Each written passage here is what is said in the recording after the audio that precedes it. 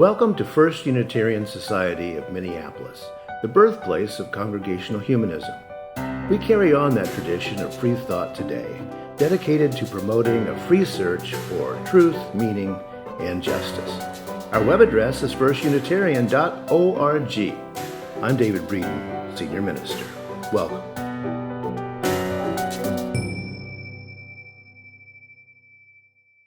Abraham Joshua Heschel, a Polish-born American rabbi, said this: "Our goal should be to live life in radical amazement, to get up in the morning and look at the world in a way that takes nothing for granted.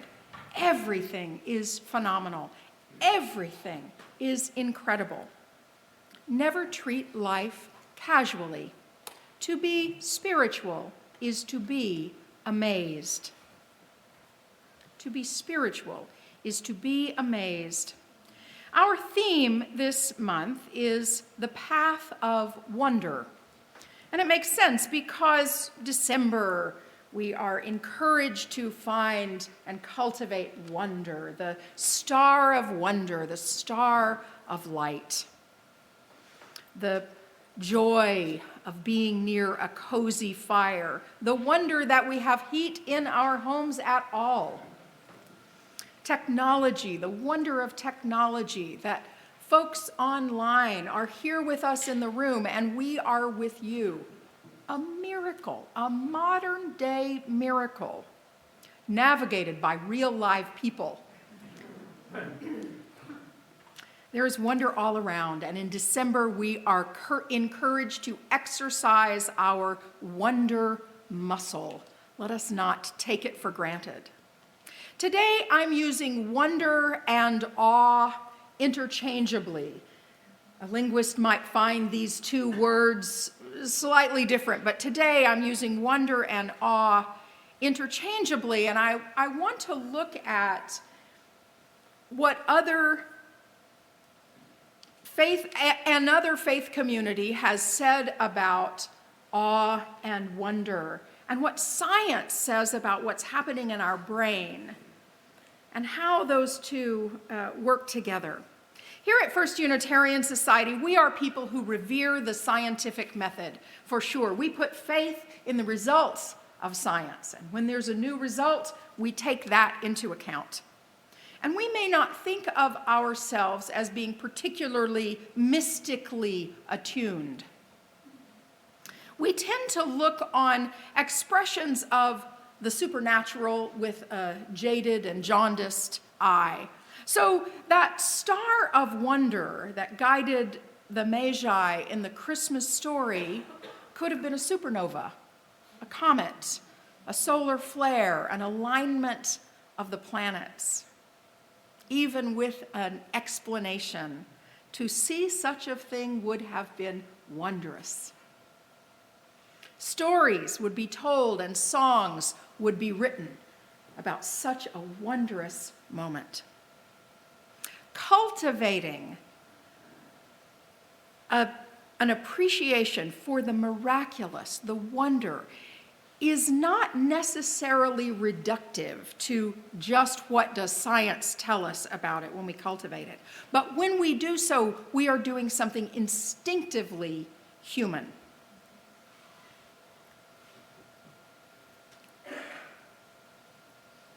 I want to lift up a book that I have been reading by Sikh American author and activist Valerie Kaur, See No Stranger. This is a memoir and a manifesto of revolutionary love. Sikh American, the daughter of the Central Valley of California, where her family has farmed for over a century. Her maternal grandfather, Papa Ji, told her ancient stories, a long, shimmering history that spanned centuries from India to America and ended with me. She tells this about the origin story of the Sikh faith. You hear what I'm saying, S-I-K-H, Sikh. The story of Guru Nanak, the first teacher of Sikhism. 5 centuries ago, the story goes, halfway around the world in a village in Punjab on the Indian subcontinent, there lived a young man named Nanak. He was deeply troubled by the violence around him, Hindus and Muslims in turmoil. One day, he disappeared on the bank of a river for 3 days, and everyone thought he was dead, that he had drowned. But Nanak emerged on the 3rd day with a vision of oneness, ik onkar, the oneness of humanity and the world. This vision threw him into a state of ecstatic wonder, and he began singing songs of devotion called shabads, praising the divine within him and all around him. In other words, he was in love. Love made him see with new eyes. Everyone around him was a part of him that he did not know. And this is a theme that Valerie Kaur returns to again and again in the book. Everyone around me is a part of me that I do not know. What a wonderful way to see the world, to break down factions and stereotypes.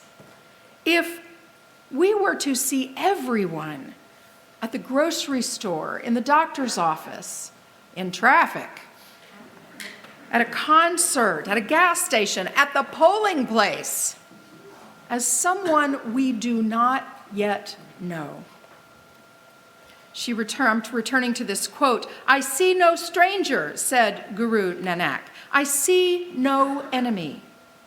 Guru Nanak taught that all of us could see the world in this way. There is a voice inside each one of us called Homai, Haumai, Homai, the I that names itself as separate from you. The I that names itself as separate from you. It resides in a bowl that holds our individual consciousness, but separateness is an illusion. When we quiet the chatter in our heads through music or meditation or recitation or song, the boundaries begin to disappear. The bowl breaks. And for a moment, we taste sweet as nectar. We are part of one another. Joy rushes in, and long after the moment passes, we can choose to remember the truth of our interconnectedness, that we belong to and with and for each other. We can choose to see no stranger. Kaur continues, when Papaji was humming the shabads at night, he was not praying so much as practicing constant communion with all things. It was his way of remembering this truth, of rehearsing his wonder. Here's the shabad that I read at the beginning of the service. Wondrous are the forms, wondrous are the colors. Wondrous are the beings who wander around unclothed. I think he means animals by this. Wondrous is the wind. Wondrous is the water. Wondrous is the fire which works wonders. Beholding these wonders, I am wonderstruck. O Nanak, those who understand this are blessed. Wahiguru, Wahiguru, Papaji would say. It was our word for God, but he would say it throughout the day like it was a deep breath. Wahi is an expression of awe, and Guru is the light that dispels darkness. So even God's name was an expression of wonder at the divine around us and within us. If I were giving this talk at a congregation that were more traditionally theistic, I would probably get an amen somewhere around in there. a sense that wonder and God and spirit and prayer are interchangeable. We are naturalists here. Many of us claim religious naturalism as a theological landing place. You've heard me talk about religious naturalism many times, the awareness that from the tiniest quark to the outer reaches of the universe, we are connected by the laws and foundational principles of nature, and we are somewhere in this chain. Furthermore, that this is worthy of awe and reverence. Rehearsing wonder, rehearsing and cultivating our capacity for wonder and awe is a birthright. It is what it means to be human, and it need not live in the realm of the supernatural. I think that we postmodern folks have said about ancient people who wrote fantastical stories to explain what they did not understand, that because they had no scientific method to rely on, that they were superstitious, and whatever stories they may have told have no message for us today. I think we discard messages of wonder at our peril. To appreciate what is unbelievable, phenomenal, miraculous, is to live in radical amazement, is deeply, instinctively human, and it is not just the province of superstitious storytellers. Valerie Kaur writes, wonder is our birthright. It comes easily in childhood. The feeling of watching dust motes dancing in sunlight, or climbing a tree to touch the sky, falling asleep thinking about where the universe ends. Part of our job as adults is to reach back to that childlike wonder and recultivate it. You don't have to be religious in order to open to wonder. You only have to claim a sliver of what you once knew as a child. If we remember how to wonder, then we already have what we need to know to love. Wonder is where love begins. But failure to wonder can be the beginning of violence. I already know about you. I know what you think. You discard me. I don't have anything to do with you. I shut you out. That's the beginning of violence. I wonder what made you that way. I wonder what you're thinking about this. That's the beginning of love. I think about parts of speech frequently. I'm the daughter of an English teacher, and so wonder, as we're talking about it as a noun, cultivate wonder, the wonder we experience as a noun, but also as a verb. I wonder what will happen next. I wonder. Curiosity is a light in me. There are other verbs you could put in there. I dread what will happen next. I know what will happen next. I anticipate what will happen next. I fear what will happen next. I wonder. There's something that happens in us somatically, something that happens in our body when curiosity is released. I wonder. Do you feel that difference? So, you all know that, many of you know that my husband Mike is a scientist, neuropsychologist, now retired, and I often go to him and when I'm preparing a talk and say, I want to know what's happening in the brain at this moment, and break it down to me in words that I can understand. And he's very good about that. When our daughter was young and she would have a science question, I would say, go ask Daddy, and we learned to call it Google Daddy. So I Googled Mike to talk about this. What is happening in the brain when wonder and awe are lit up? If we feel this in our bodies, what's actually happening in our brains? Oh, he loves these questions. He brings me the brain model that he has, and he shows me where it is, and So he brings it out and he shows me how does he do it? Like that, I think the model of the brain. And there's a little part of the brain called the insula that is right down here in this fissure, right, in this crevice. And for a long time, scientists could not study the insula, one, because it was so far down in there, you couldn't really get to it, and also because it's connected to a lot of blood vessels, and so no scientist could get in there and really study it in a living person because of the danger of brain bleeds. But with the new technology, relatively new technology of fMRI, they can study what's happening in the insula and see what else is happening in the brain. Wondrous. A miracle, a medical marvel.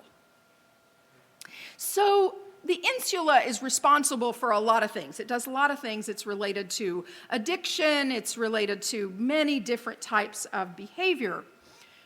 But it also has emotion attached to a sensory experience. There's a stimuli, an emotional response, and that's when the insula lights up. It's about a prune-sized piece in the cerebral cortex. So what happens when we are in the experience of awe and wonder is the default mode, which is a series of connective parts of the brain, the default mode, which helps us with executive function, it helps us get through the day, it's fairly self-centered. In the presence of awe and wonder, the default mode quiets down. It quiets down. Our attention to self is reduced, and our openness to that which is larger than ourself, connectivity to others, is increased. It's what 5 centuries ago Guru Nanak talked about. The illusion of self, the focus on self is an illusion. We can break that bowl and feel ourselves connected in mystery and wonder and love to all other beings. Our minds are primed to see the world as in terms of us and them, I and you, in-group and out-group. We're hardwired for that. And by cultivating wonder and awe, we reduce that to more of an understanding of our connectivity with other people. There's a researcher named Dacher Keltner. He began his work at the University of Wisconsin-Madison. Mike was there at the same time, and they were playing a little bit to type. We got to know Dacher a little bit. And so my husband Mike, nice Jewish boy from Brooklyn, son of union organizers, and he was studying aggression. Dacher, this California boy, the son of counterculturalists and hippies, was studying happiness. So I always kind of appreciated that. Dacher at the Greater Good Science Center at Berkeley is studying awe. He's studying awe and wonder. And when we send out the video of this, I'll connect a YouTube of Dacher talking about the science of awe and wonder and how it makes a difference to us both internally and to our connections in the world. He quotes Protagoras, the Greek philosopher Protagoras, as saying that wonder is one of the very few things that is distinct to us as human beings. If other creatures, other animals experience wonder, we don't know that they do. And Dacher aggregates a lot of different science coming into this, the way it affects us both psychologically, neurologically, socially, our communication faculties, all of these different ways that we can study wonder. And here it is available to us at any given moment. I want to quote our Unitarian forebearer, Ralph Waldo Emerson.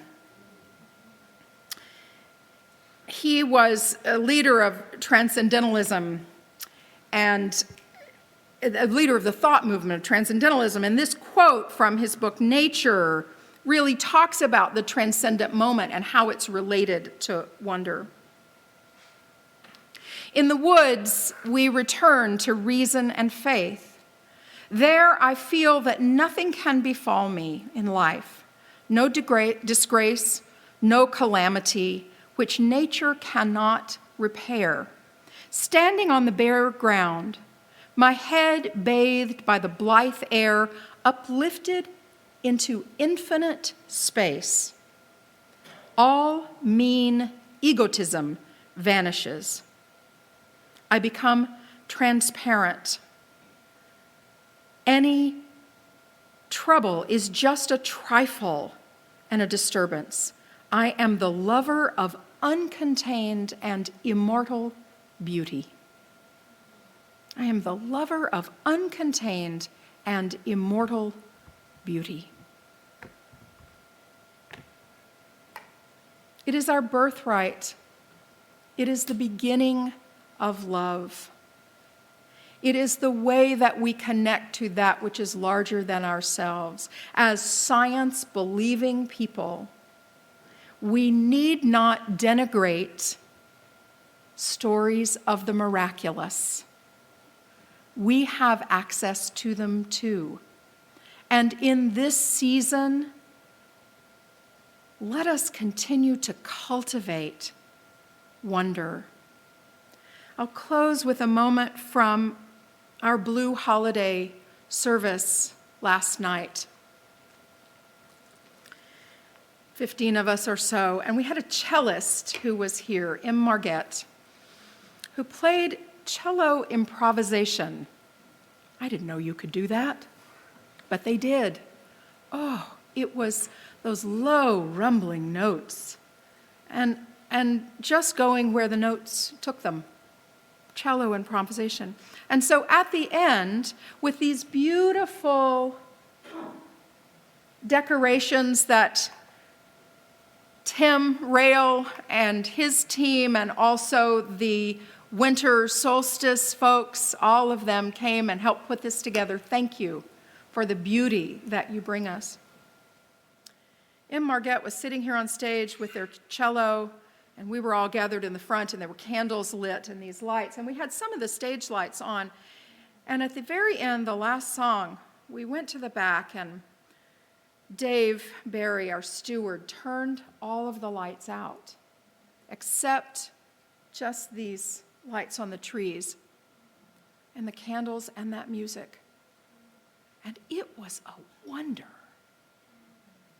It was something that those few of us experienced, I believe, a reduction of our focus on self, and were connected by music and light together in space.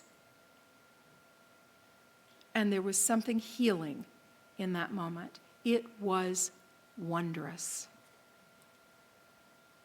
And if that's not a prayer, I don't know what is. May it be so, and blessed be.